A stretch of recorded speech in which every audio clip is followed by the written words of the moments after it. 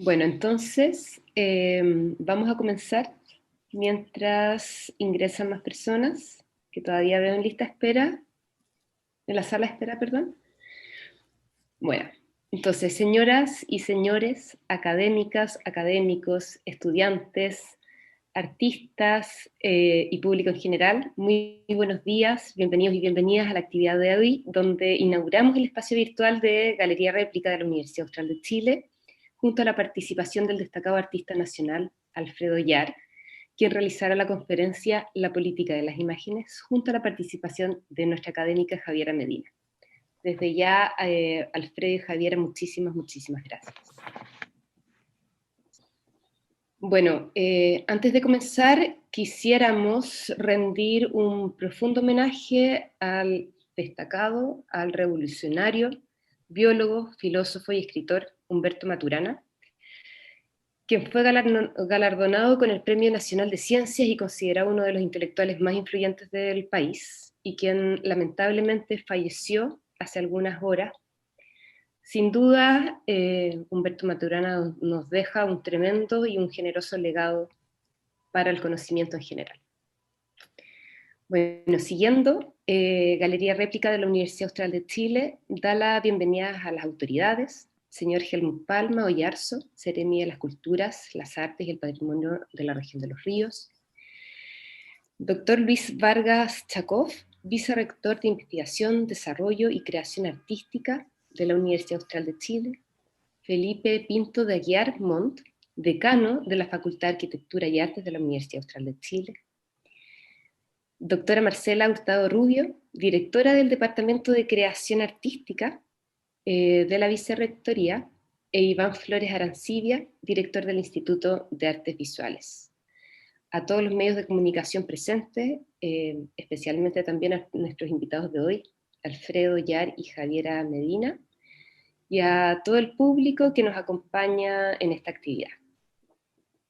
El apoyo de la Vicerrectoría de Investigación, Desarrollo y Creación Artística de la Universidad Austral de Chile, así como la Facultad de Arquitectura y Artes, han sido fundamentales para el desarrollo del espacio virtual que hoy inauguramos. Javiera Medina, doctora en Estética de la Universidad de París y académica de la Escuela de Creación Audiovisual de la Facultad de Arquitectura y Artes de la Universidad Austral de Chile, quien presentará este día.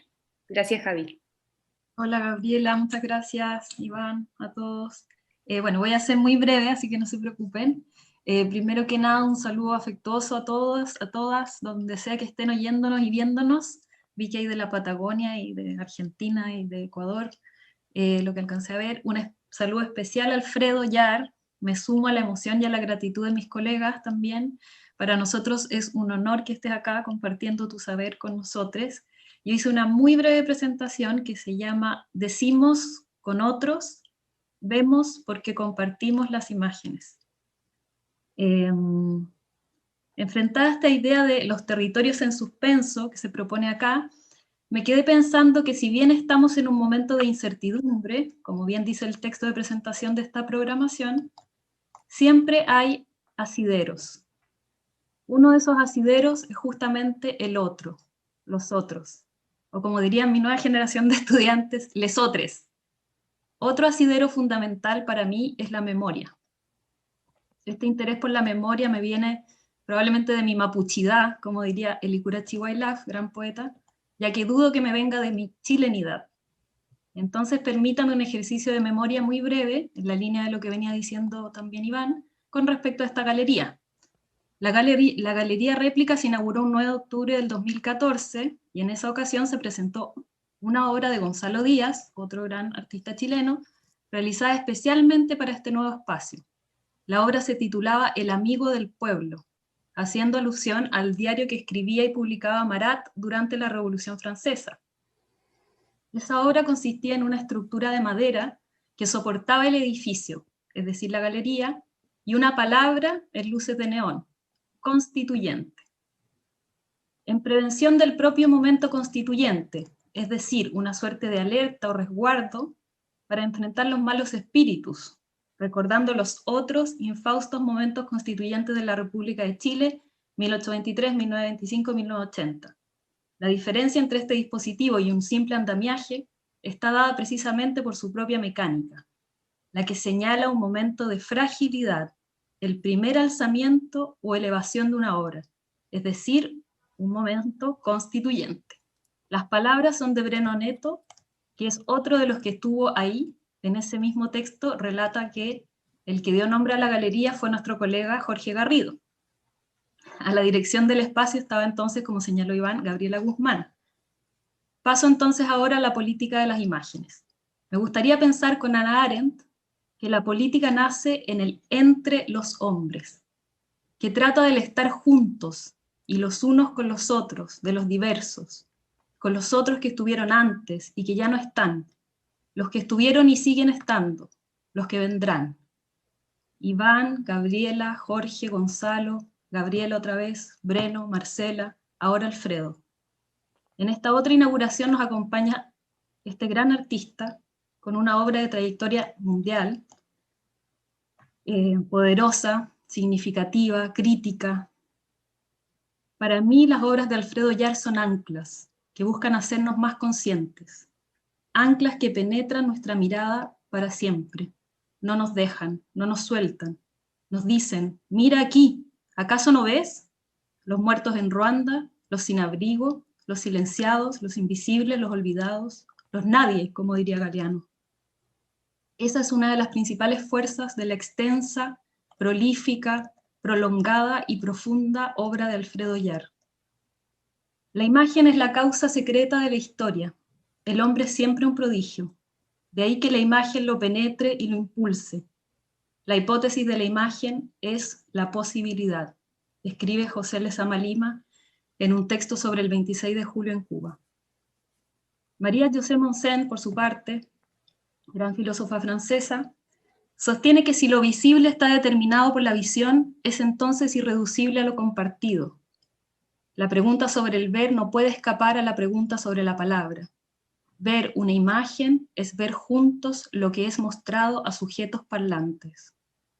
Didi Huberman, por su parte, en su texto para el catálogo que lleva el mismo nombre que la presentación, la política de las imágenes, afirma que una forma sin mirada es una forma ciega, que una mirada supone la implicación como sujeto. Y eso es lo que vemos en todo el trabajo de Alfredo Yar, una profunda implicación.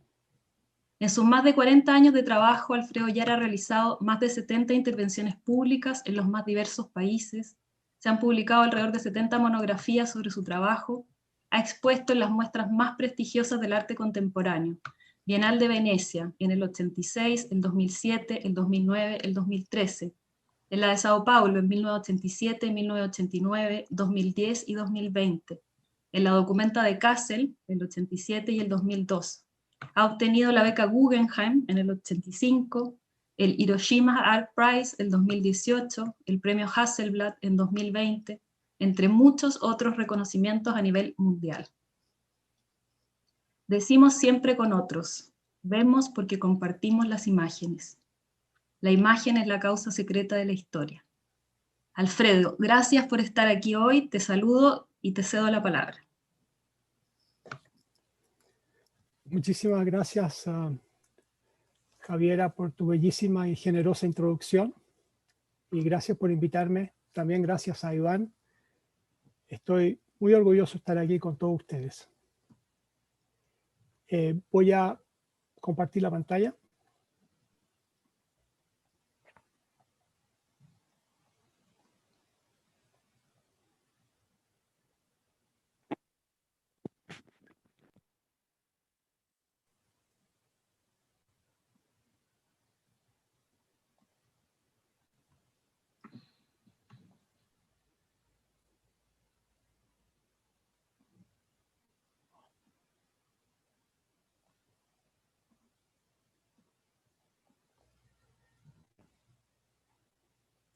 ¿Está bien así?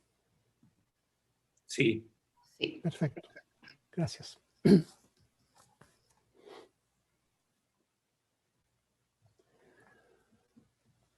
Yo soy un arquitecto que hace arte y en ese sentido para mí el contexto lo es todo. Y yo nunca he podido crear una obra que fuera puramente producto de mi imaginación, sino que respondo a un contexto dado. ¿Y cuál es el contexto de hoy? Por supuesto, es el COVID-19. El COVID-19 que ha provocado un duelo infinito en el mundo entero. Y hoy, por supuesto, las miradas están puestas en India sobre todo, que está sufriendo esta pandemia de una manera absolutamente terrible. Y estas son las imágenes que nos llegan hoy de India.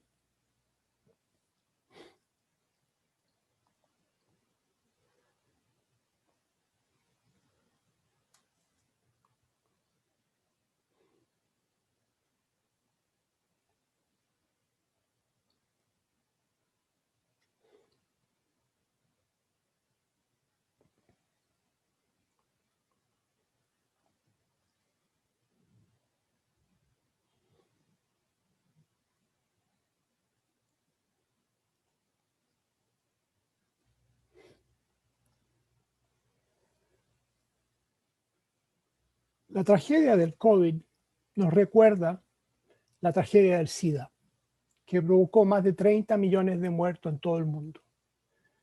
Y una de las razones de esta cantidad enorme de muerte fue que las grandes farmacéuticas no quisieron compartir por más de 10 años las vacunas. Y por lo tanto, en esos 10 años, hasta que lo hicieran, murieron más de 15 millones de africanos de SIDA. Hoy pertenezco a un movimiento que está pidiendo el compartir los copyrights, los derechos de las vacunas, para que los países en vía de desarrollo puedan fabricarla ellos mismos y salvar a su gente. Ayer tuvimos una buena noticia que el gobierno de Biden está abierto a la posibilidad de este compartimiento de las vacunas. Y aplaudo este gesto. Javiera y Iván me pidieron que enfocara esta conferencia, esta presentación a la política de las imágenes. La política de las imágenes es un aspecto muy específico de mi obra. No cubre más del 20 o 30% de mi trabajo, pero es algo que me interesa muchísimo y decidí aceptar esta invitación específica a este tipo de obras. Y decidí compartir con ustedes algunos casos específicos de estrategias que yo he utilizado en base a este tema de la política de las imágenes. Y quiero que mueve este tipo de trabajo, de proyecto. Primero, la realización que somos todos analfabetos visuales, que la sociedad nos enseña desde pequeños a leer, a escribir, pero no nos enseña a ver. Y hace falta a nivel mundial, en la educación primaria, un currículum de cultura visual, de alfabetismo visual. ¿Y por qué es importante ser alfabetos visuales? Porque las imágenes no son inocentes. Es imposible concebir una imagen, una sola, que no contenga una concepción del mundo. Es por eso que son importantes las imágenes. Y las imágenes forman parte del paisaje visual que nos rodea. Y somos lo que somos gracias a nuestra educación, nuestros padres, nuestras familias, y estas imágenes, hoy más de 3 billones al día, que nos bombardean con información. La mayoría pidiéndonos que consumamos, que consumamos, que consumamos, ya sea productos o ideas. Por eso que a mí me interesa muchísimo este tema de la política de las imágenes. Para la primera obra que quiero compartirles, voy a volver a India, pero al año 1984, donde hubo un accidente industrial mayor. Fue hasta hoy el accidente industrial más horrible de la historia de la humanidad. Esta fábrica, Union Carbide, que fabricaba pesticidas, tuvo un escape de gas. La fábrica está ubicada en Bhopal, en India.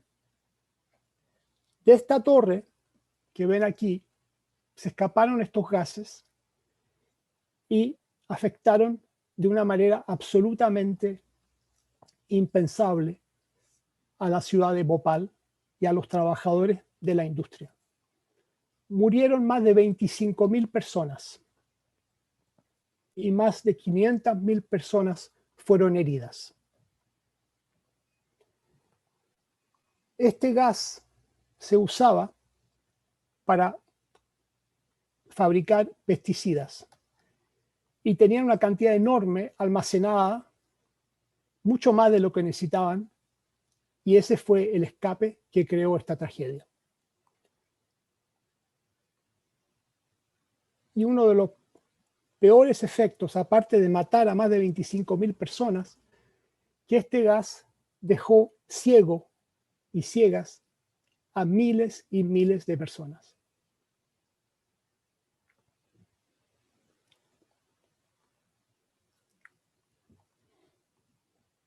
Hasta el día de hoy, las protestas en India siguen, luchando contra Dow Chemical Company, que es la compañía americana que compró Union Carbide después de unos años, para pagar a las víctimas y a los sobrevivientes. La corte en Estados Unidos determinó que si un norteamericano, la vida de él vale $500.000, la vida de un indio vale $450. Y eso fue lo que la compañía pagó a los sobrevivientes de las víctimas, alrededor de $500 por persona. Y estas protestas siguen hasta el día de hoy. La primera obra que quiero mostrarle con respecto a este tema de la política de las imágenes es esto. Es simplemente este pequeño marco azul de fondo rojo, donde simplemente he enmarcado la portada de la revista Business Week del 24 de diciembre del 84, es decir, 3 semanas después del accidente. Y Business Week pone en la portada Union Carbide fights for its life. Union Carbide lucha por su vida. O sea, entenderamos bien, más de 25.000 muertos, 500.000 heridos, pero es la compañía Union Carbide que está luchando por su vida. Y vemos la fotografía del presidente de Union Carbide y apretadita a la izquierda allá arriba, una de las víctimas que es ciega hoy. Entonces, esta revista simplemente la saco del mundo de la prensa y la desplazo hacia el mundo del arte. Y aquí adquiere una nueva visibilidad, un nuevo significado.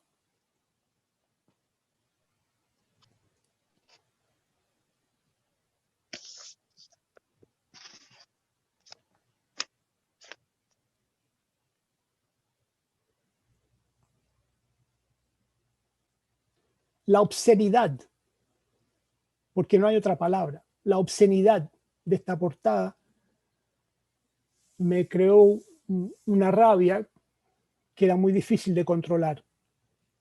Y con este pequeño gesto de sacar esta revista de su ambiente propio, de los negocios, de las revistas, de la prensa, y desplazarla hacia el mundo del arte, para mí era mi manera de visibilizar esta tragedia.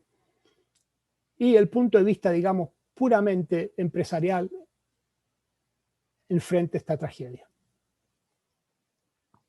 Este es un tipo de estrategia de desplazamiento.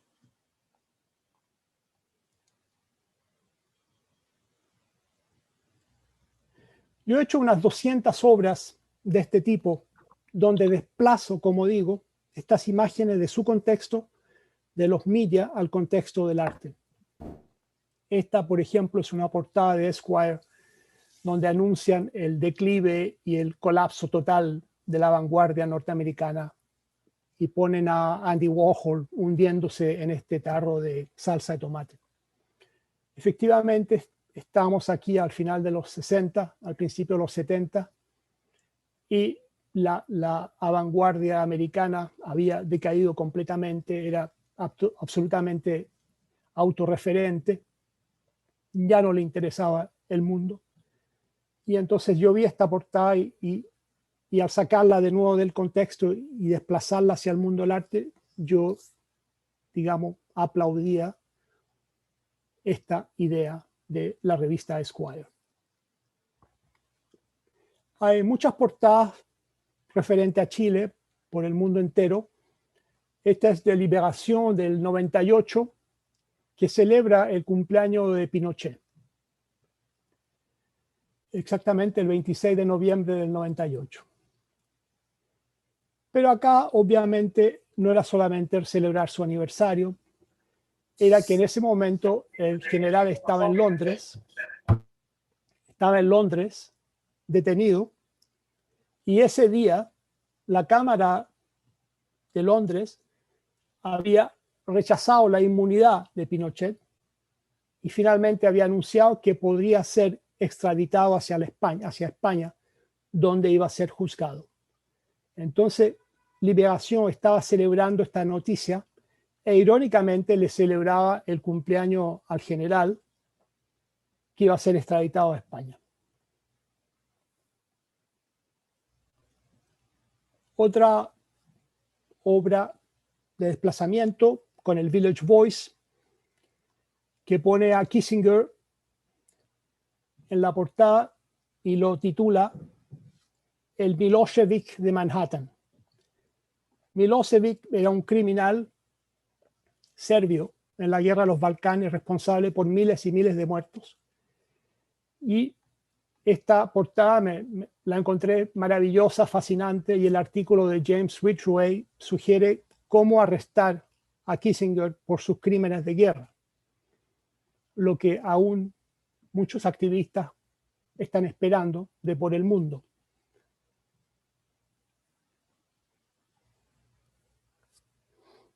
Kissinger, una vez que descubrí el rol de Estados Unidos en el golpe militar, cuando me instalé en Nueva York en el 82, le dedicaba una serie de obras al señor Kissinger. Esto es una obra basada en un texto de Kissinger del año 69, donde él dice: América Latina no es importante. Nada importante viene del sur. La historia nunca ha sido producida en el sur. El eje de la historia va de Moscú vía Bonn y Washington hacia Tokio. Junio del 69.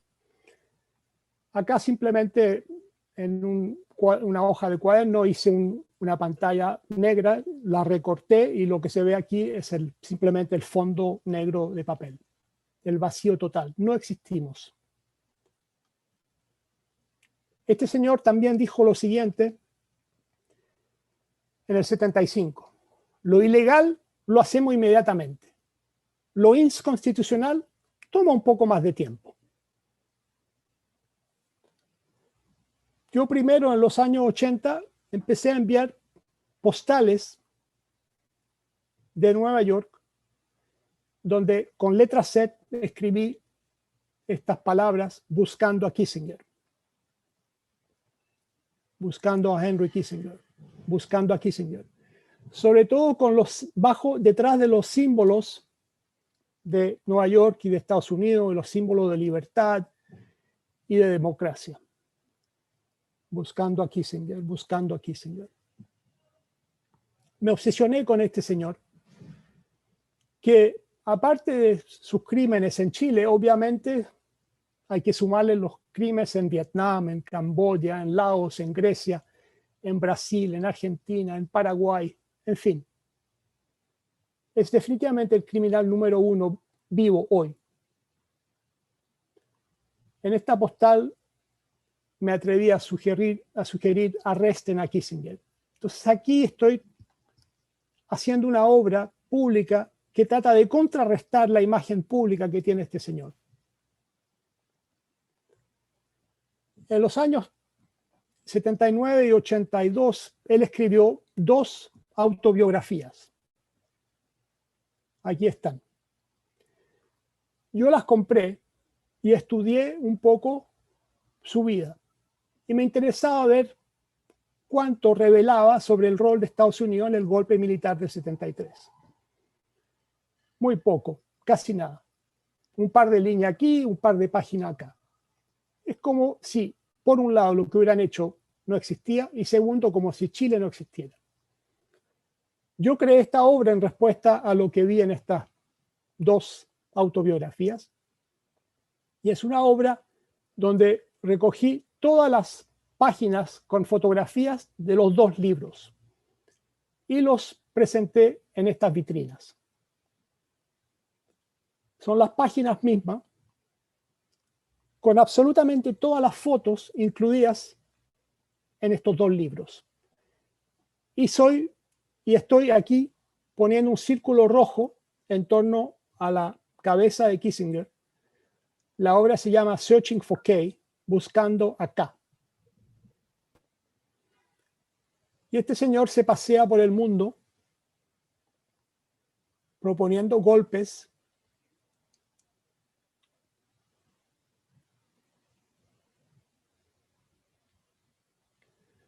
En fin, voy avanzando. Como les digo, estas son páginas de los 2 libros. Todas las fotos incluidas en las 2 biografías. Y al final del recorrido que propongo al espectador, esta es la última página del libro con la resignación de Nixon. Añado yo esta foto que no está en los libros y le creo su propio marco y lo añado al final del recorrido. Esta es la foto que falta dentro de las 2 autobiografías, buscando a K. Unos años después, tengo una retrospectiva en Berlín, en 3 museos de la ciudad, y los 3 periódicos principales me proponen de hacer una obra pública en los periódicos. Y unos meses antes de la inauguración de la muestra, me entero de que el señor Kissinger viene a Berlín durante mi muestra. Entonces decidimos hacer esto. Pusimos en los 3 periódicos estos avisos que dicen todos: arresten a Kissinger. En todos los idiomas de los países donde cometió sus crímenes.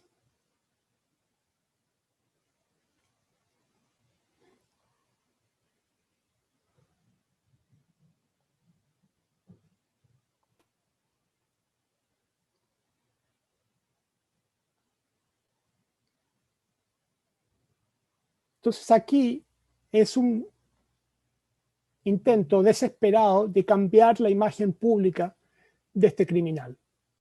Obviamente es un intento completamente fallido. Otra estrategia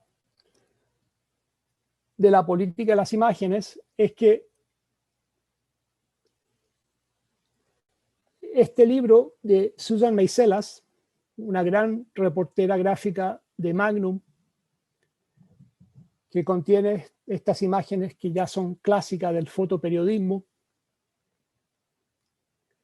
Este libro salió después de cuando yo usé esta imagen que les voy a mostrar ahora, que es esta. Esta imagen salió en una revista francesa que mi padre recibía en casa en Chile. Y esta imagen me fascinó. Era una escena de destrucción total en Nicaragua, de guerra campal. Y me atrajo mucho este soldado tocando clarinete. Y decidí utilizar esta foto y darle un significado nuevo para la situación que estábamos viviendo en Chile en ese momento, que era el año 81 en plena dictadura.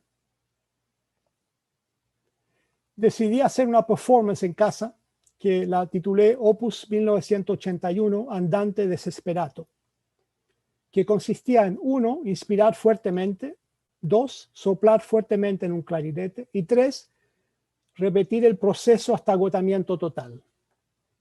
Duré 7 minutos y 15 segundos. La obra se muestra así, con el video de la performance, con la fotografía del Betamax, con la etiqueta de la performance y con la foto original de Susan Meiselas.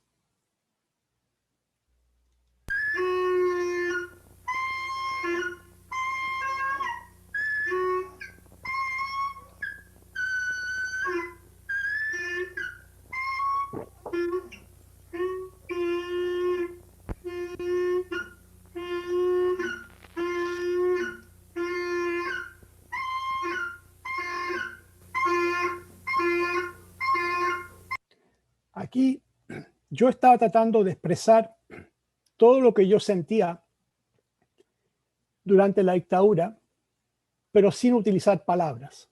O sea, mi dolor, mi rabia, mi impotencia, mis gritos, estaban todos representados aquí por este ruido sin sentido, porque yo no sabía tocar clarinete. Pero esa era mi manera de expresarme.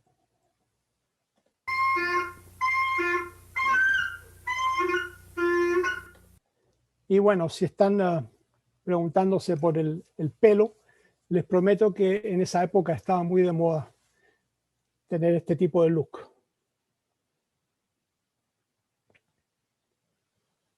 Opus 81. Entonces aquí la estrategia consiste en darle una nueva vida, un nuevo significado a una imagen existente para que se adapte al contexto actual.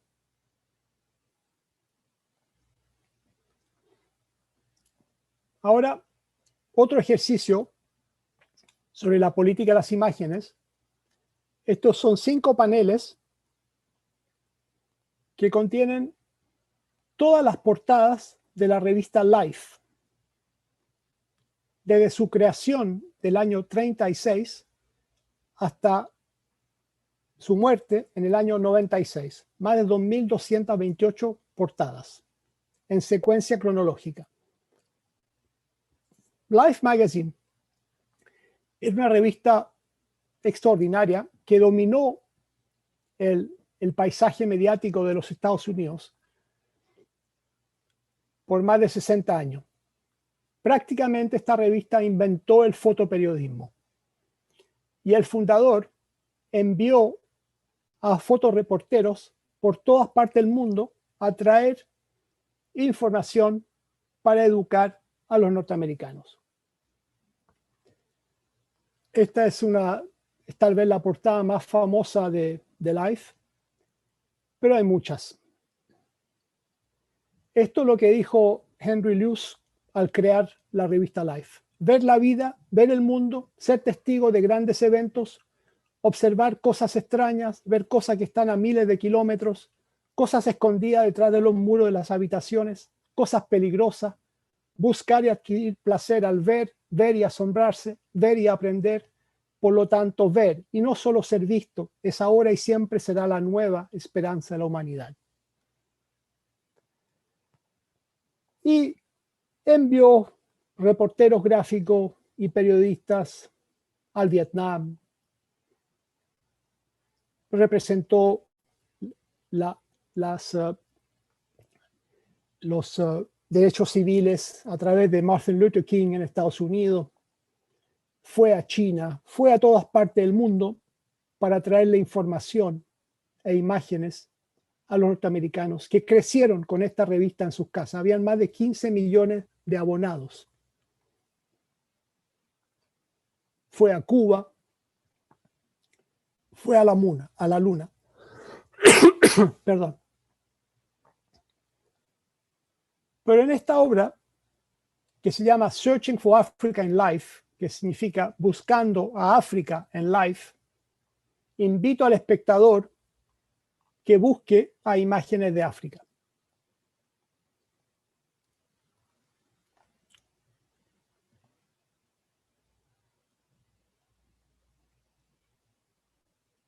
Este es el último panel.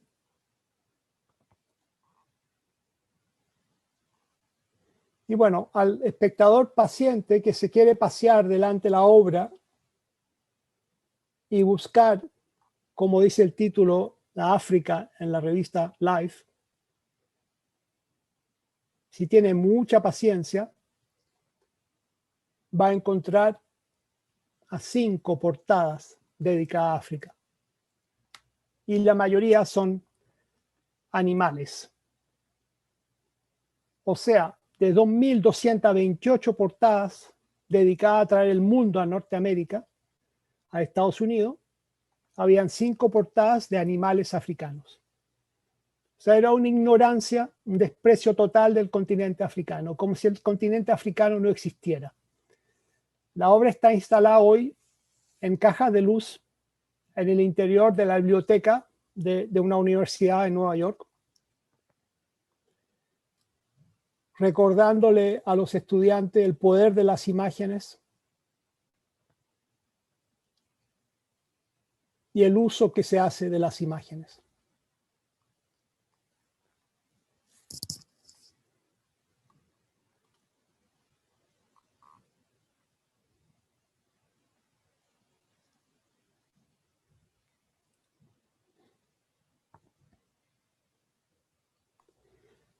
Otra obra de estrategia diferente, porque aquí voy a modificar la imagen, es esta, también creada en los años 90, igual que Searching for Africa in Life, donde me encuentro con esta imagen extraordinaria del funeral de Martin Luther King en la revista Life, en una doble página, y al observarla, descubro con asombro que el 99.999% de los que participan en el funeral de Martin Luther King son todos africanoamericanos, gente negra.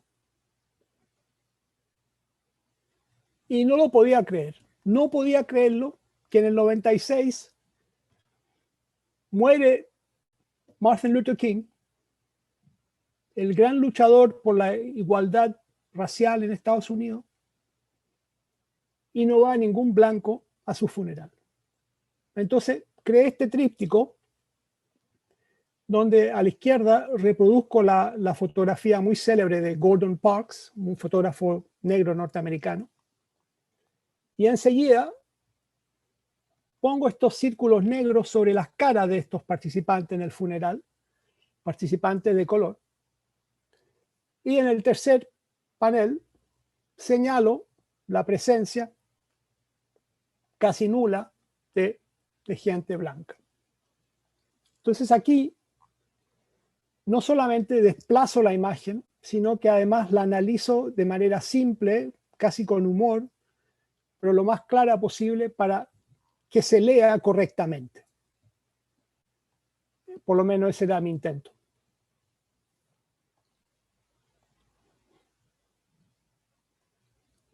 Nos vamos a ir ahora a otro tipo de estrategia. Esto es Caracas, Venezuela. Aquí me invitan a inaugurar un museo nuevo que se va a llamar Museo del Oeste y que está en construcción en la zona de Catia, que es la zona más pobre de Caracas. Catia, en esa época, era muy conocida porque en el parque principal de esa zona de la ciudad había una cárcel, la famosa, tristemente famosa cárcel de Catia. Y los habitantes de Catia le habían pedido al gobierno y a la alcaldía de sacar la cárcel del medio del parque, porque los prisioneros, que eran prisioneros muy peligrosos, le tiraban piedras y cuchillos a los niños jugando en el parque. Pero la ciudad no le hacía caso a la comunidad de Catia y en vez de quitar la cárcel, deciden poner un museo al frente del parque, del otro lado de la cárcel. La gente de Katia estaba furiosa. Nunca se les consultó y ellos no querían un museo. Ellos hubieran preferido tener un centro deportivo donde los niños pudieran aprender diferentes deportes y hacer deporte todos los días, ya que sus colegios no les ofrece esa posibilidad porque son colegios pobres de la zona de Katia. Pero no fue consultado y la ciudad les impone este museo en construcción. Me invitan a hacer un proyecto en este museo y obviamente en mi análisis del contexto me doy cuenta que está siendo absolutamente rechazado por la comunidad de Katia. Y por lo tanto tuve que hacer una estrategia para tratar de incorporar a la comunidad en mi proyecto.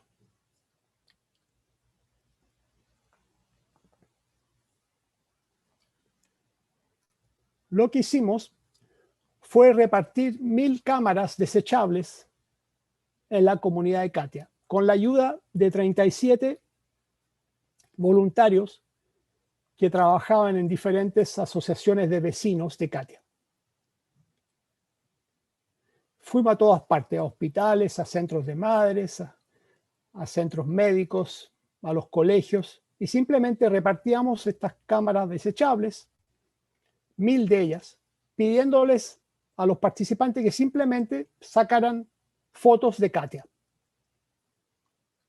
Y la idea era de que una vez que tenían la cámara completa, que la trajeran a una pequeña oficina que habíamos creado y que se le iban a desarrollar las fotos gratuitamente y se le van a entregar las fotos gratuitamente. Pero a cambio les pedíamos que eligieran dentro de sus fotos una foto que se iba a exponer en el museo para inaugurar el museo.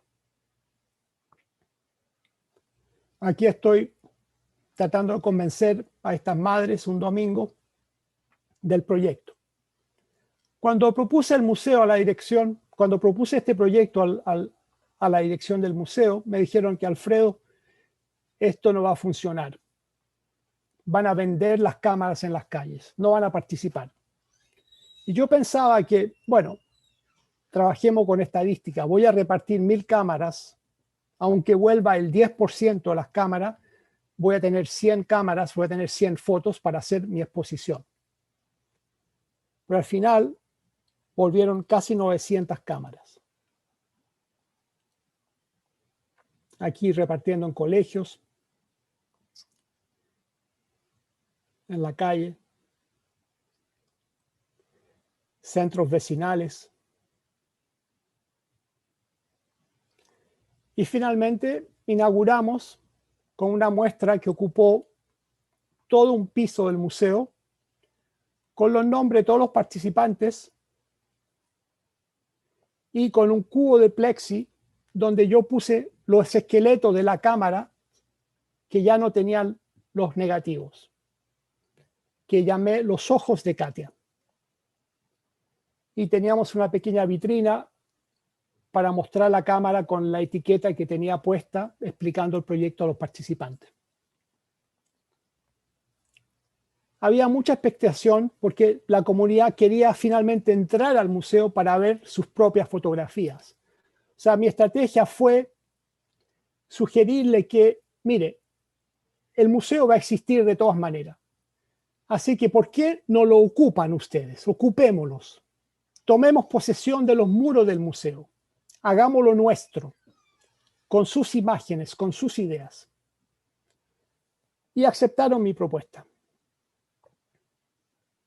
La exposición se llamó Cámara Lúcida en homenaje a Roland Barthes, el gran teórico de la fotografía, cuyo libro Cámara Lúcida es uno de los más importantes sobre la historia de la fotografía.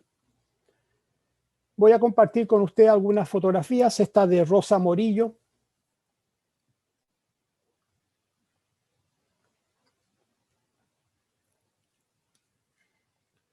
Esto es Albania Carrasquez. Osvaldo Yáñez. Víctor Herrera, que hizo una verdadera instalación en su cama bajo un rayo de sol. esto es la cárcel, fotografiada por Jimmy Alcides Vergara.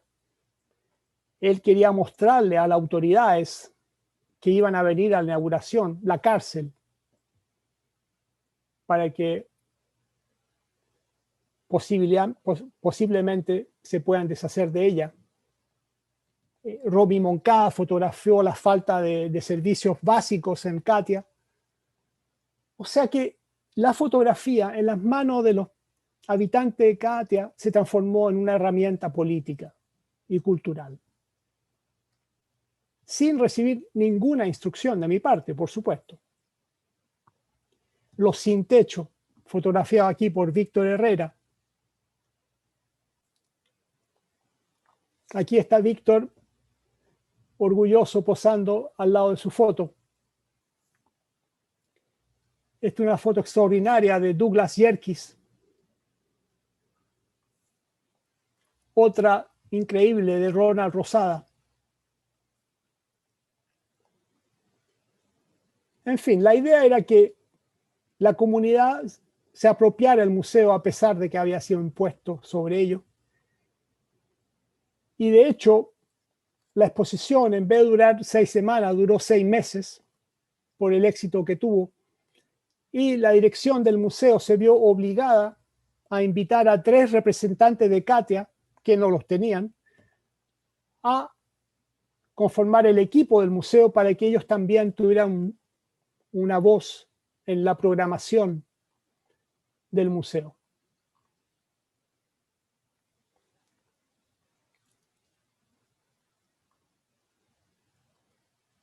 José Rivas, Franca Capobianco. Ella es Franca. Douglas Muñoz. Domingo González. Víctor Herrera. Si uno hace una especie de estudio de las imágenes que recibimos, de las 900, yo diría que más del 90% eran retratos. Ellos querían ser visibles y visibilizarse a sí mismos y a sus amigos, a sus parientes, a sus hermanos, en los muros de este museo, que no los consideró en su creación. Esta es mi foto favorita, es Alejandro Chivdate. Una foto muy bella de estos chicos que sonríen a la cámara, pero Alejandro Chivdate captó este momento extraordinario de este chico que tiene esta pelota de fútbol en la mano y mira al fotógrafo, al espectador, a todos nosotros con rabia, y está a punto de tirar esta pelota sobre el espectador. Esta pelota que representa de alguna manera este complejo deportivo que hubieran preferido tener en vez de este museo que al final tuvieron. Cámara lúcida en Caracas, Venezuela. Entonces aquí la política de las imágenes están en manos de la comunidad para que se expresen y logren sus objetivos culturales, sociales y políticos. Voy a terminar con una obra que es una de mis obras más conocidas. Acá la revista Time sacó en los últimos meses del monstruo que se llamaba Donald Trump, sacó esta portada irónica que decía Welcome to America, y se observaba al monstruo mirando hacia abajo, mirando a este niñito latino que acaba de llegar a la frontera de México y Estados Unidos. Como ustedes saben, la administración de Trump separó a los padres de los hijos, incluso de bebés, y en un momento había más de 70.000 separaciones, y estos niños estaban puestos en jaulas, en pequeñas cárceles por todo Estados Unidos, y nadie sabía dónde estaban. La administración de Biden está ahora tratando de juntar estas familias. Entonces lo que yo hice, simplemente con letra Z, hice esta corrección, porque América no hace este tipo de gestos, sino que Estados Unidos lo que hace este tipo de gestos. Y bueno, esto obviamente hace referencia a esta obra mía del 87 en Times Square, donde hice un intento también fallido de cambiar el sentido de esta imagen, de esta palabra América, que utilizan los norteamericanos para referirse a ellos mismos y no para referirse al continente entero, que sería la manera correcta. Cuando descubrí esto, cuando llegué en el 82, de que la palabra América se refería solamente a Estados Unidos, me sentí borrado del mapa y quería cambiar el significado de la palabra América. Y por eso creé esta animación, esta imagen, para tratar de cambiar el sentido de América.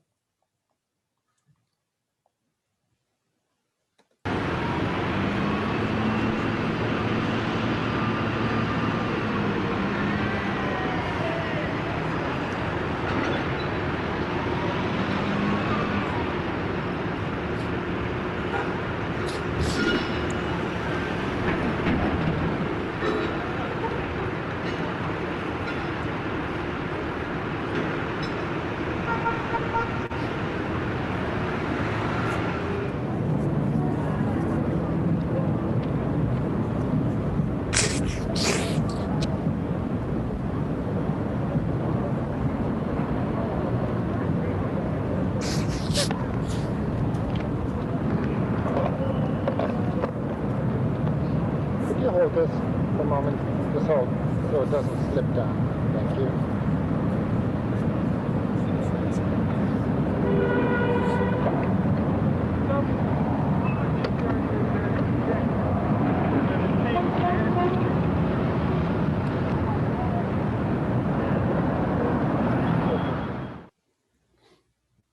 La obra ha sido presentada muchas veces después de este mes inaugural en abril del 87.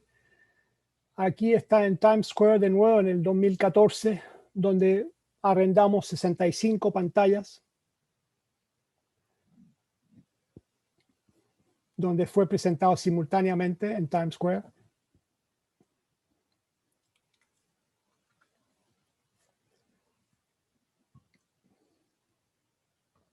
Un intento, como decía, fallido de cambiar esta imagen errónea que tiene los norteamericanos y el mundo del sentido de la palabra América.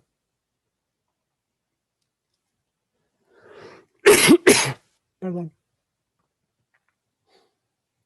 Se ha mostrado en muchos países del mundo. Esto es en México, en la Ciudad de México, frente al Auditorio Nacional. Esto es en Piccadilly Circus en Londres.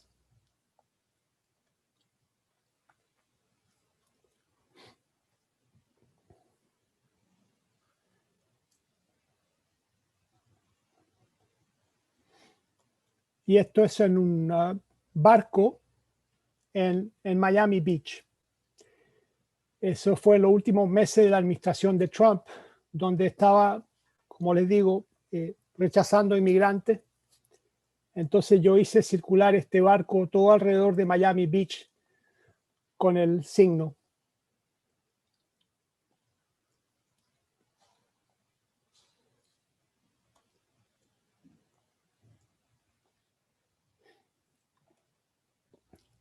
Bueno, voy a terminar aquí. Solamente quería mostrarle alguna de las estrategias utilizadas en torno a este tema tan importante de la política de las imágenes. Muchas gracias por su paciencia. Muchas gracias, Alfredo. Nuevamente, porque no me acuerdo qué año fue, pero tú ya estuviste hace, no sé, 2 o 3 años atrás, ¿no? 4 años atrás en la universidad. Y nuevamente, con la generosidad que tú tienes, nos presentas tu trabajo y este gran, importante tema de la política de las imágenes. Hay varias preguntas, Alfredo, en el chat. Gabriela, yo ¿Sí? las anoté todas. Si quieres Súper, sí. Hay de estudiantes, de profesores, un poco de todo. Gracias, Alfredo. Almendra García Huidobro dice, muy interesante. ¿De qué forma se relaciona con los ejercicios de Juan Downey o el CADA? Creo que se refería como a tu trabajo con el clarinete. En este momento hizo la pregunta, me parece.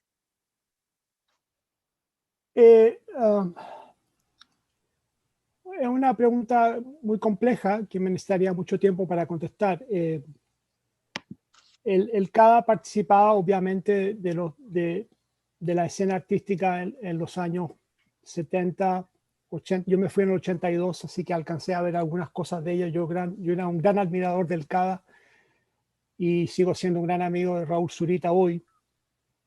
Pero mi trabajo, digamos, aparte de ser un trabajo que en ese momento trataba de resistir a la dictadura, no tiene ninguna otra relación, digamos, conceptual ni visual.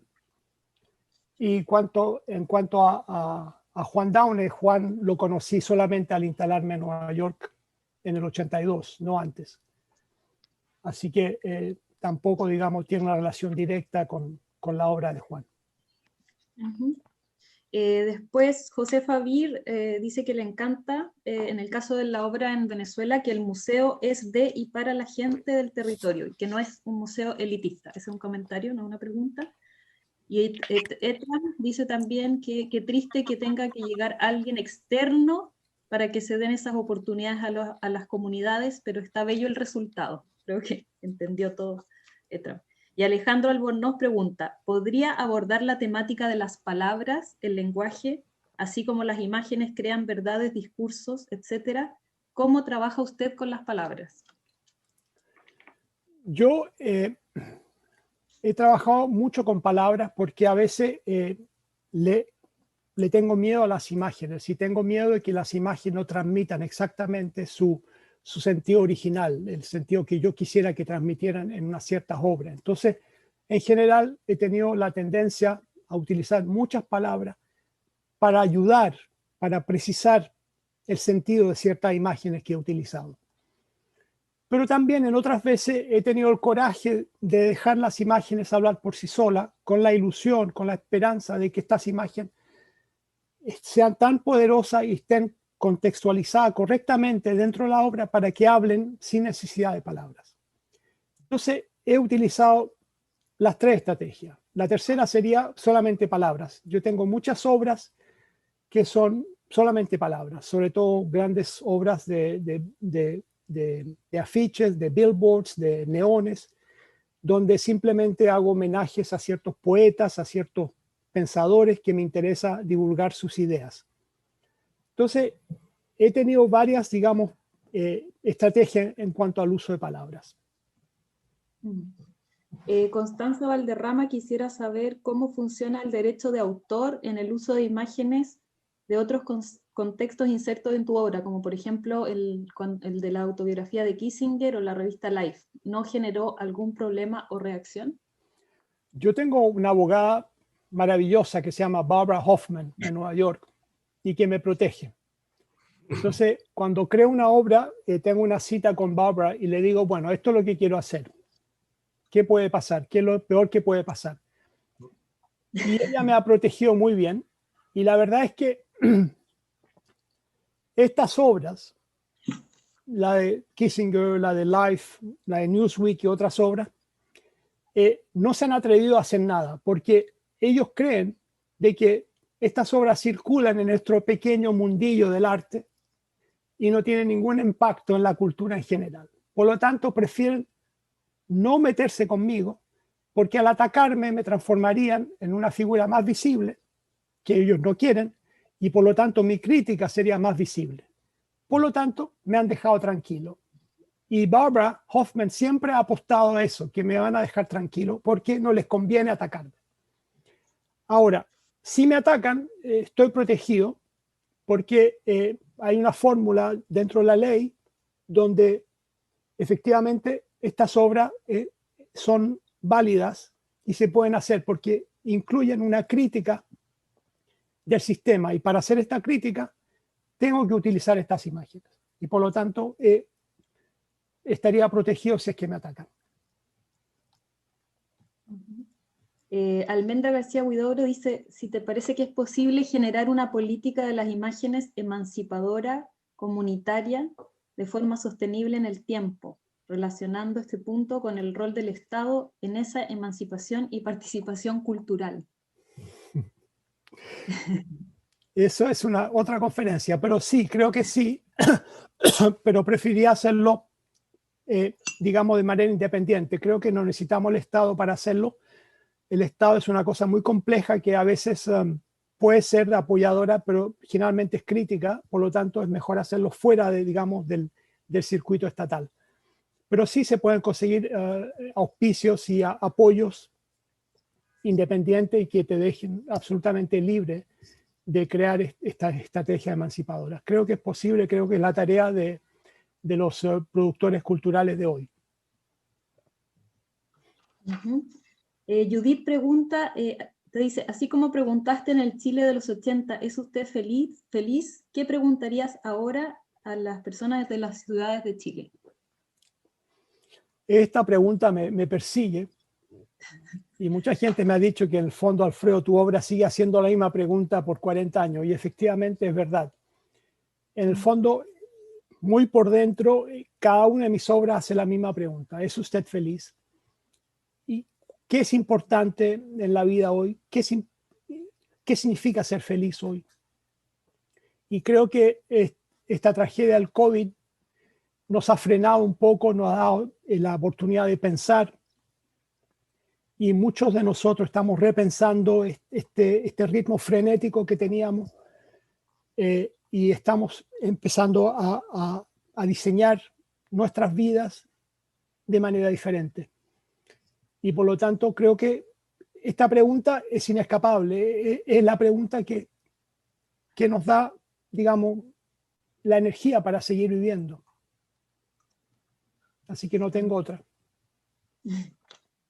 Sí, alguien dice que tuvo la posibilidad de ver tu obra del Lamento de las Imágenes en vivo en el MoMA y le gustaría si pudieras referirte brevemente al subtexto de esa obra, El Lamento de las Imágenes.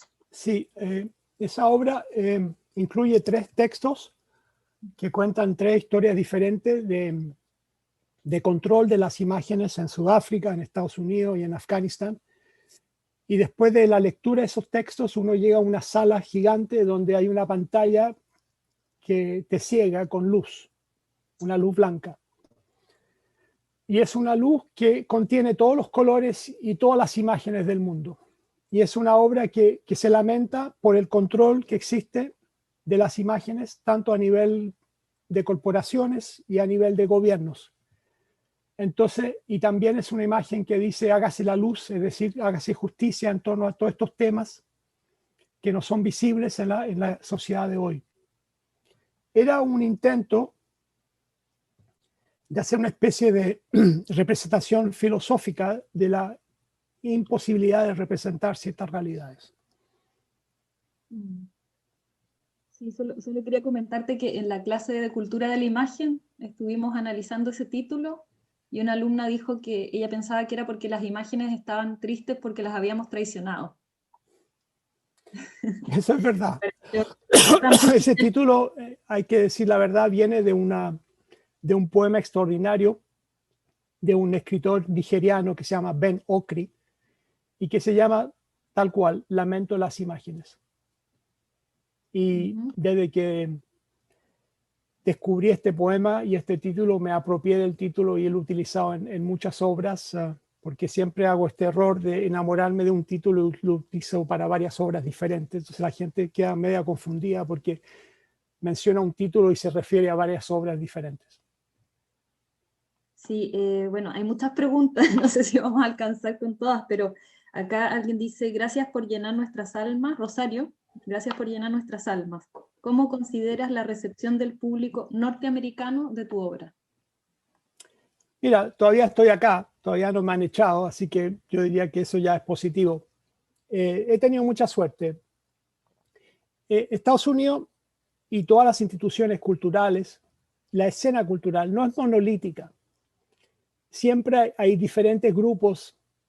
El network se compone de una multitud enorme de grupos y de capas, es de una complejidad enorme. Por lo tanto, hagas lo que hagas en este país, vas a encontrar grupos o networks de apoyo.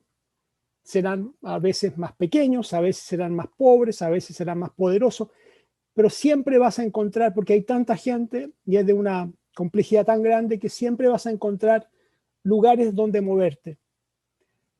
Dicho eso, es verdad que tengo mucho mejor recepción en Europa que en Estados Unidos, pero sin embargo he tenido grandes apoyos acá y grandes financiamientos, por lo tanto no me puedo quejar, porque también existe una tradición filantrópica en este país que no existe en ninguna parte del mundo. Algunas de las becas que yo he recibido, que me han permitido trabajar por muchos años, son de una generosidad enorme y son becas que entregan a gente como yo, que se dan cuenta que están fuera del sistema y que hay que apoyarlos. Entonces, este país es el paraíso y el infierno a la vez. Eso no hay duda. Por lo tanto, no hay que verlo de manera monolítica, sino que hay que encontrar dentro de las capas, hay una complejidad enorme. No es blanco y negro, hay 1000 grises. Acá también preguntan con respecto a tu utilización de los espacios en la obra. Maite García pregunta, respecto a los espacios utilizados, ¿en qué lugar de tu proceso creativo crees que aparece el guión productivo de tu obra? Dado que siempre es muy pública. Esta pregunta no la entiendo, ¿la puedes repetir? Dice, respecto a los espacios utilizados, ¿en qué lugar de tu proceso creativo crees que aparece en el guión productivo de tu obra? Dado que siempre es muy pública. O sea, como que se instala en el espacio público. Creo que se refiere como a eso. ¿En qué momento la ves? Javi, tal vez ¿Sí? le podemos pedir a la Maite si es que la puede hacer, ¿o no? Ah, claro. Si abres micrófono, Maite, para... Hola. Ahí sí. Sí, yo estoy pensando en que eres arquitecto y que te apoderas de espacios, o no tú, en el fondo, como la idea, en qué minuto, porque es clave el espacio para la instalación de tu obra, entonces en qué momento aparece el soporte o dónde va esto, porque, por ejemplo, This is not America, como que aparece gritando en la ciudad y también aparece en esta como barcaza o bote, y son cosas muy distintas, entonces ahí transforma o la obra se adapta. Entonces, Perfecto. Mira, cuando me hacen una invitación a hacer una intervención pública, a veces viene con una demanda específica a intervenir en un lugar fijo. Por lo tanto, yo creo la obra para ese lugar, para ese contexto. A veces tengo libertad y soy yo el que decido dónde lo quiero hacer y obviamente elijo el lugar más adecuado, más eficiente para la obra que estoy haciendo y para el público y la audiencia que quiero alcanzar, lograr. Por lo tanto, a veces me lo imponen, a veces yo elijo porque me dan esa posibilidad. Y yo creo que esas un poco son las dos estrategias. Ahora, también hay que decir algo de que el espacio público prácticamente ya no existe, lamentablemente. Se está perdiendo esta idea del espacio público porque cada vez hay más control sobre el espacio público. O sea, ahora pertenece a gobiernos, a administraciones, a la ciudad y a particulares. Y eso es un problema. Entonces, cada vez se ven más reducidos estos espacios públicos. Y de hecho hay varias obras que han sido rechazadas por los propietarios de estos espacios supuestamente públicos. No obras mías, no me han censurado nunca hasta ahora, pero se sabe de muchos casos de obras que han sido rechazadas con la excusa de ser un espacio, digamos, privado. Por lo tanto, es muy difícil conquistar estos espacios públicos, pero tenemos que usarlos porque son los últimos recursos que nos quedan. Estas obras instaladas en el espacio público son pequeños cracks en el sistema, pequeños cracks, que hay que seguir haciéndolos. gracias. Gracias, Maite. Acá alguien se refiere a la banalización de la imagen, que es una pregunta bastante larga. Te la voy a leer. Hola Alfredo, muchas gracias por la presentación. Una duda, ¿crees que existe hoy una banalización de la imagen? Por ejemplo, tu obra sobre la bandera de Estados Unidos no es la bandera de América. Estaba expuesta junto a otras imágenes en la torre de publicidad de los Grammy, etcétera. Siento que esto se da mucho hoy en redes sociales donde compartimos algunas noticias en nuestras historias y la historia siguiente es una imagen disfrutando al sol que pareciera banalizar completamente la anterior. No sé qué cree usted sobre eso, más con la multitud de imágenes de hoy en día. Bueno, es un problema, es un dilema, porque efectivamente cuando producimos una imagen con significado y la lanzamos al mundo, al espacio público, está compitiendo con miles de imágenes que afectan la lectura de la imagen que tú has producido.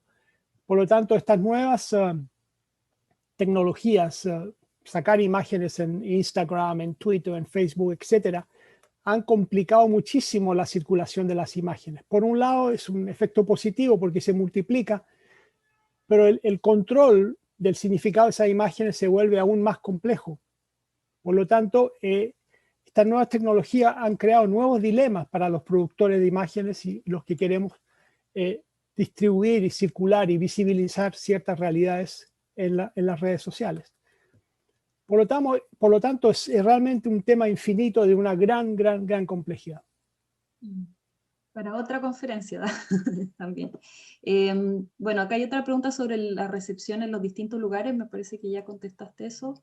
Cristóbal te hace una pregunta distinta, dice, cuando piensas en Valdivia, ¿qué imagen se te viene primero a la mente? Esa me la voy a guardar para mí. Sorpresa ya. ¿Qué le dirías a los artistas más jóvenes que recién empiezan a deconstruir esta imagen del territorio? Pregunta Benea. ¿Algún consejo sobre producción artística o emocional? Mira, yo nunca estudié arte, por lo tanto mis metodologías son tal vez diferentes a la de la mayoría de los artistas. Yo me siento muy libre por haber estudiado arquitectura y para un arquitecto respondemos al contexto. Por lo tanto, yo respondo al contexto.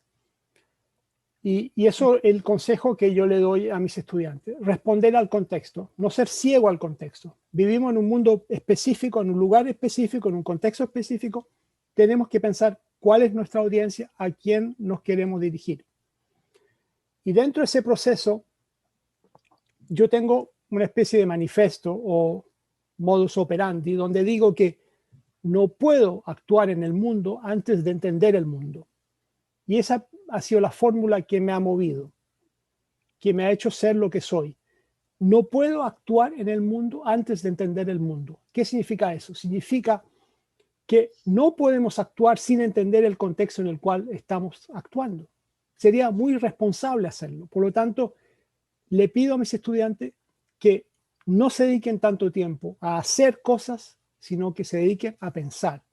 Y yo propongo siempre que hacer arte, es 99% pensar y 1% hacer.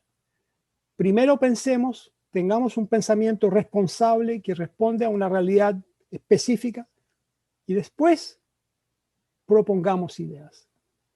Pero este hacer responde a un muy largo proceso de pensar. Esto es lo único que yo le puedo sugerir a un artista joven que esté pensando, que está empezando. Darle prioridad al pensar más que al hacer.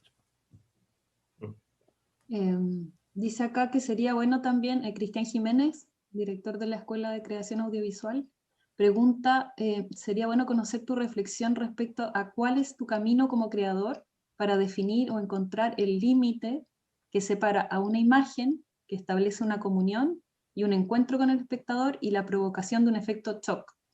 A veces ese límite es claro, otras veces no tanto. ¿Cómo trabajas esa pregunta? Y agradece la presentación.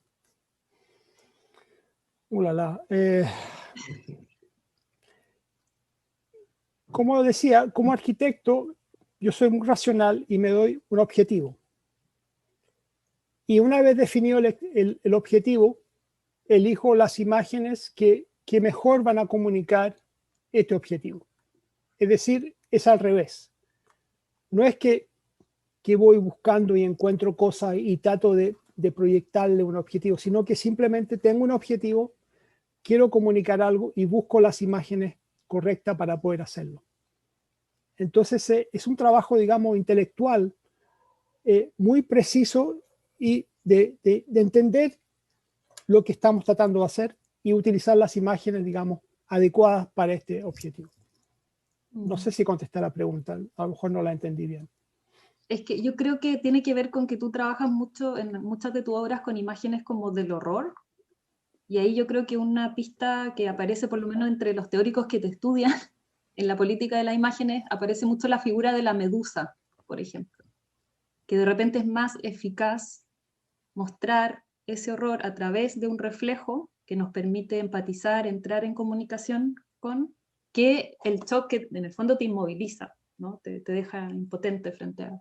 Bueno, en base a eso siempre tenía una posición muy clara, es decir, siempre he tratado de expresar sin explotar, es decir, siempre creí que se puede hablar de violencia sin violentar a las víctimas de nuevo. Se puede hablar de pobreza sin violentar, sin humillar a las víctimas de la pobreza. Se puede hablar de racismo sin repetir el acto racista para poder demostrarlo y atacarlo. Es decir, hay una especie de pudor intelectual en el uso de estas imágenes.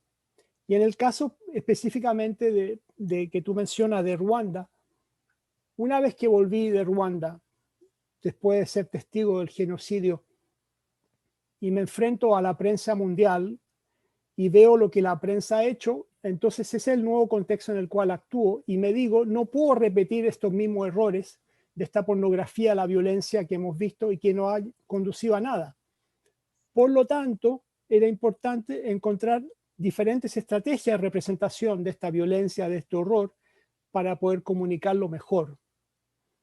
Y ahí surge el proyecto Ruanda, que fueron 25 proyectos, que son todos intentos fallidos, tal vez, de representación, utilizando diferentes estrategias de representación y tratando de comunicarme con el espectador, pero sin enfrentarlo directamente con estas imágenes de violencia que la mayoría del caso hacen daño y que crean rechazo. Entonces son operaciones de seducción intelectual, a veces visual, estética, para poder explicar y contar una historia que la gente no quiere escuchar. Claro, acá hay otra pregunta de Elisa Cordero y también tiene que ver con la anterior, porque claro, en ese proceso es difícil encontrar el equilibrio entre esa frontera que mencionaba Cristian. Entonces ella dice, en varias obras mencionaste que fueron intentos fallidos. ¿Qué significa eso en la obra de un artista? ¿Sigues intentándolo cuando es un intento fallido? Absolutamente. Es decir, la mayoría de las obras son fallidas en el sentido de que no logran lo que sería lo más sublime de una obra de arte, que es, para mí, informar, tocar, iluminar. Eso es muy difícil de lograr. Es decir, una obra tiene que, para mí, tener un equilibrio perfecto entre la información que contiene y la iluminación. Es decir, que no solamente te informe intelectualmente, pero que te llegue de manera tan trascendental que te cambie, que te produce un cambio mental y físico en ti como espectadora.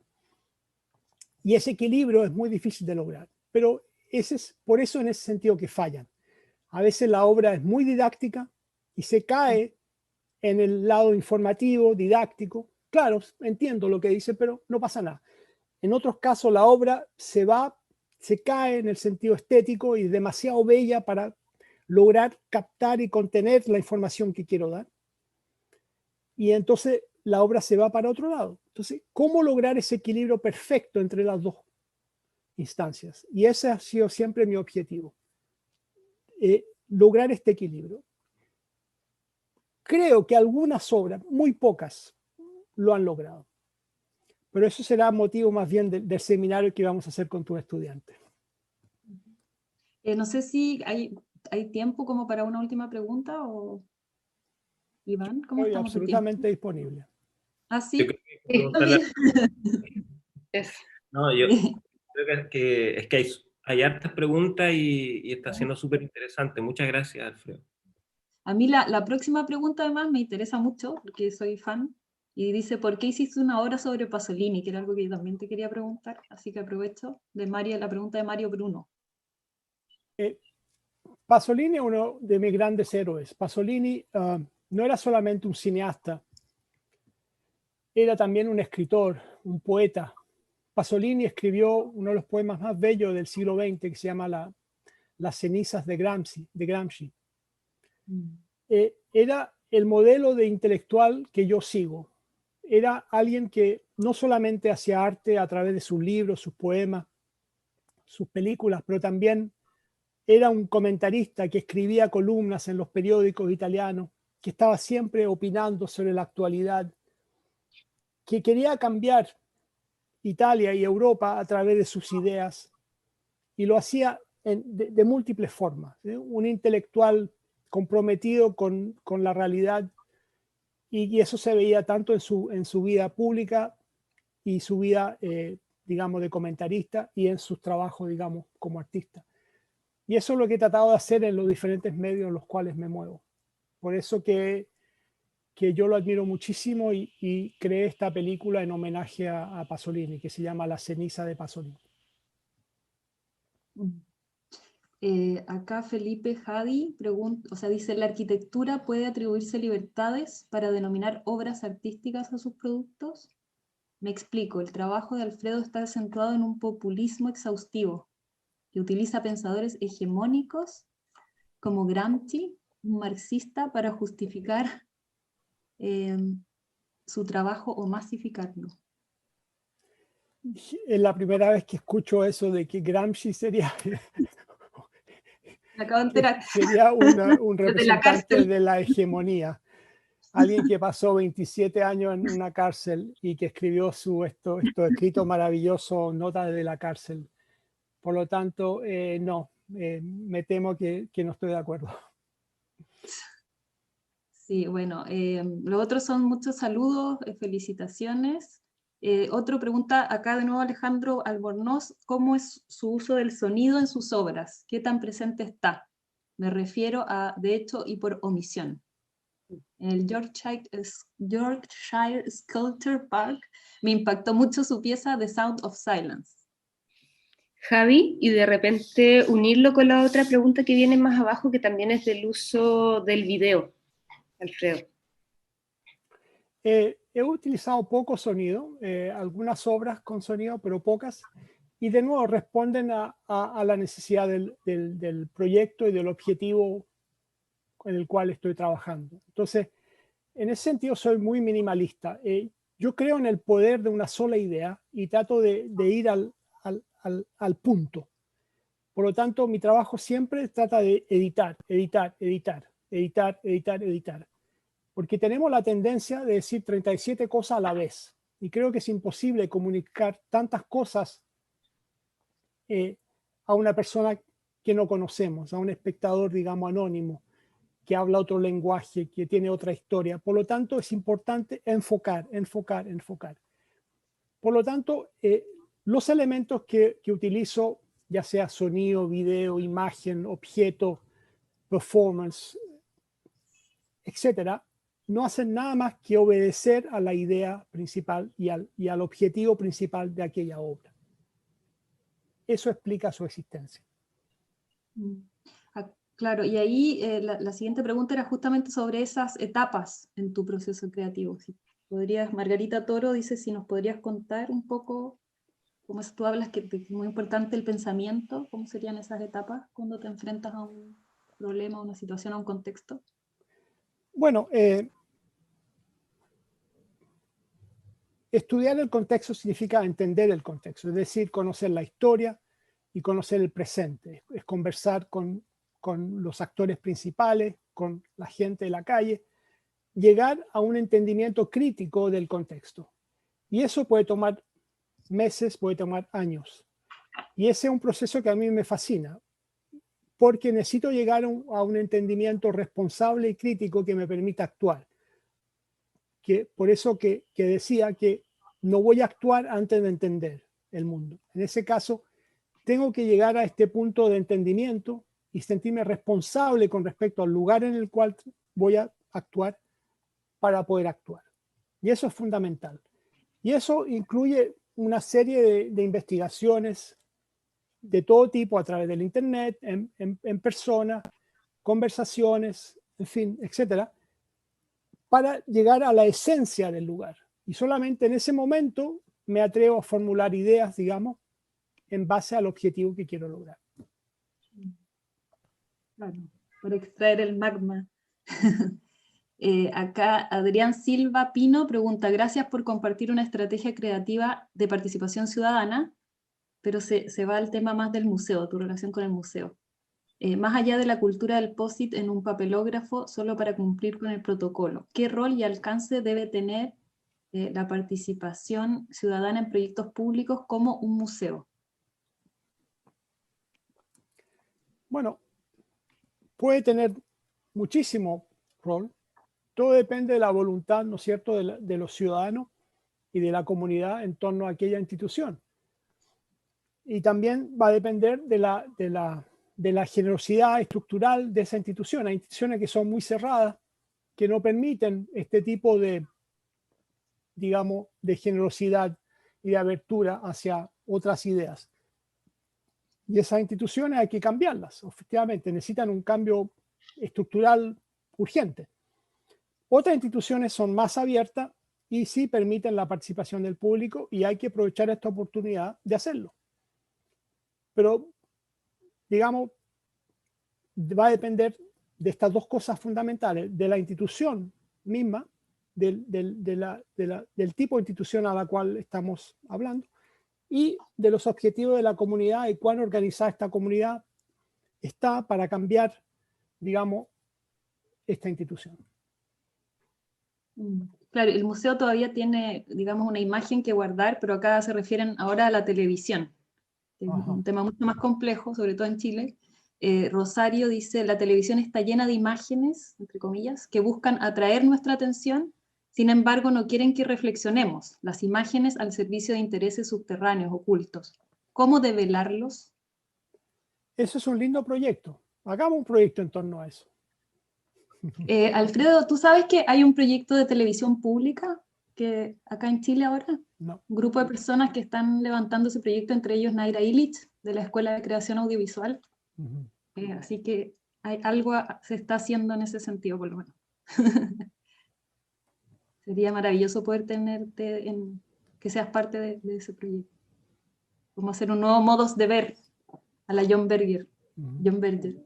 ¿Cree usted que con la imagen se agota o se menoscaba? A ver, ¿cree usted con la imagen se agota o es menoscabada por el neoliberalismo?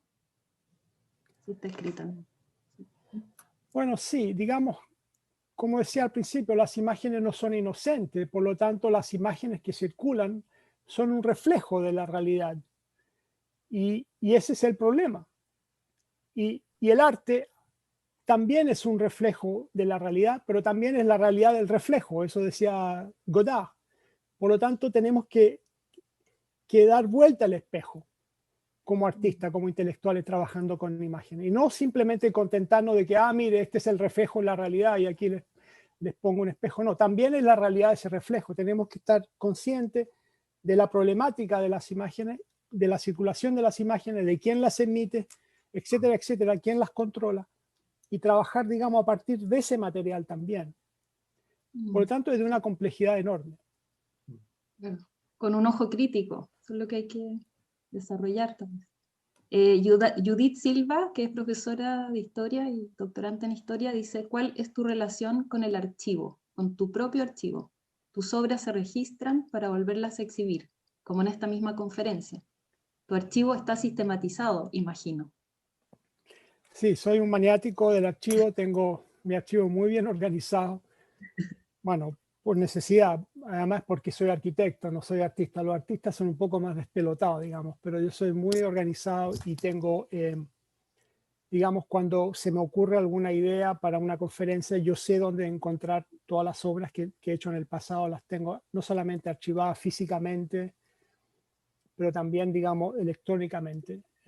Por lo tanto, para mí el archivo es la memoria, el archivo es quién soy yo, digamos. Por lo tanto, debo tener como 5 backups diferentes por si le pasa algo a este computador o a este servidor, para que tenga otra versión en alguna parte, porque no, si desaparece mi archivo, desaparezco yo, digamos. Por lo tanto, sí, el archivo es mi memoria, es quién soy yo. Y también, claro, en algunas obras he utilizado el concepto de archivo, como la obra de Life que les mostré hoy, o como algunas obras de Ruanda, como Real Pictures, con las cajas que contienen imágenes. O sea, he trabajado también con el archivo de manera más pública. Sí.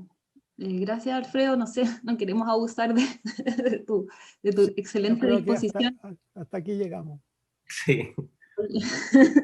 Maratónico. Muchas gracias, realmente. Bueno, fue un placer. Muchas gracias y nos veremos pronto para el seminario.